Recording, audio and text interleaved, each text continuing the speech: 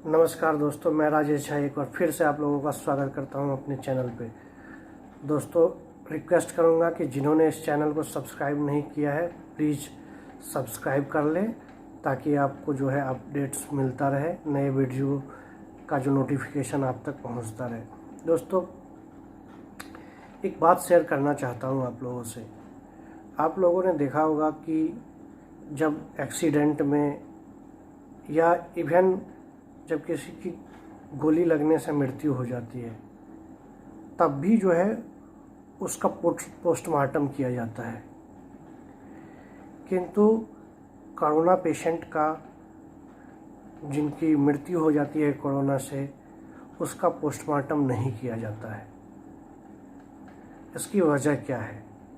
जहां आप देख रहे हो कि सामने गोली लगी और इंसान मर गया या एक्सीडेंट हुआ, इंसान की मृत्यु हो गई, तो वो तो ऑलरेडी क्लियर है कि कैसे मृत्यु हुई है, लेकिन उसका पोस्टमार्टम किया जाता है ये जानने के लिए कि इसकी मृत्यु आखिर हुई कैसे।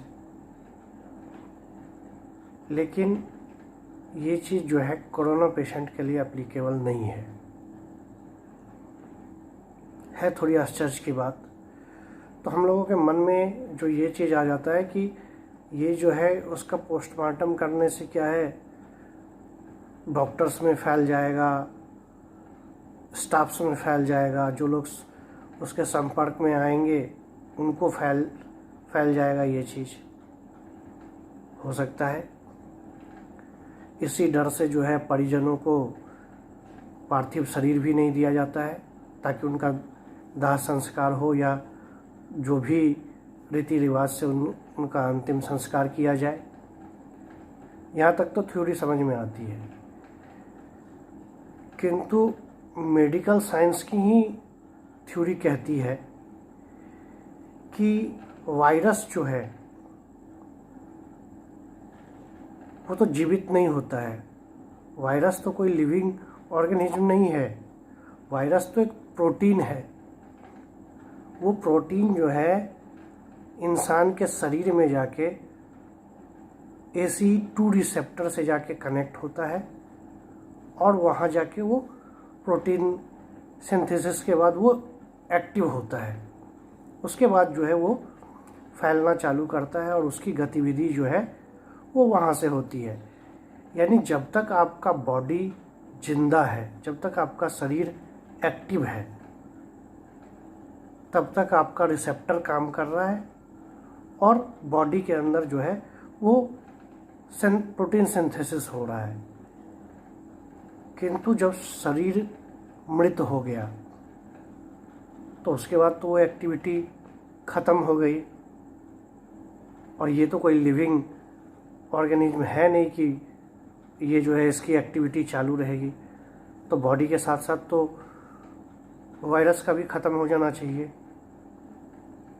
तो वो क्यों नहीं ख़त्म हो रहा है? और यदि ख़त्म हो रहा है तो वो चीज़ क्लियर क्यों नहीं है लोगों को? वो चीज़ तो क्लियर होना चाहिए। और एक और मज़ेदार बात, यदि किसी सर्कमस्टेंसेस में आपको वायरस को एक्टिव रखना है या बॉडी के अंदर जो प्रोटीन सिंथेसिस है उसको कुछ आपको संभाल के रखना है उस चीज़ को, तो उस बॉडी को आपको -180 डिग्री पे रखना पड़ेगा, तभी जाके वो एक्टिव हो सकता है। तो उस कंडीशन में ही वो वायरस के एक्टिव होने का चांसेस है। तो उतना तो टेम्परेचर कहीं हमने देखा नहीं है, -180 डिग्री। तो फिर ये ना तो इसका पोस्टमार्टम होता है, ना ही जो है पार्थिव शरीर दिया जाता है लोगों को, और एक अलग ही भय का माहौल जो है चारों तरफ व्याप्त है।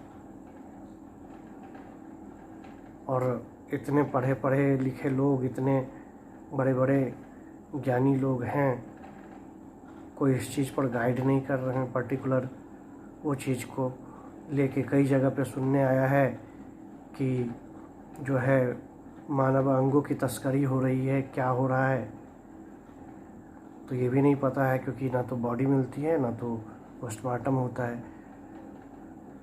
इसलिए दोस्तों ये चीज़ माइंड में आया तो सोचा आप लोगों को अवगत करा दूं, क्योंकि जानकारी होनी चाहिए। जानकारी रहने से आदमी सतर्क रहता है, आदमी किसी से सवाल पूछ सकता है। जानकारी रखने में कोई बुराई नहीं है, तो जानकारी रखिए, इन सब चीज़ों पे ध्यान दीजिए। छोटी छोटी चीज़ें हैं किंतु इम्पोर्टेंट चीज़ें हैं। जय हिंद।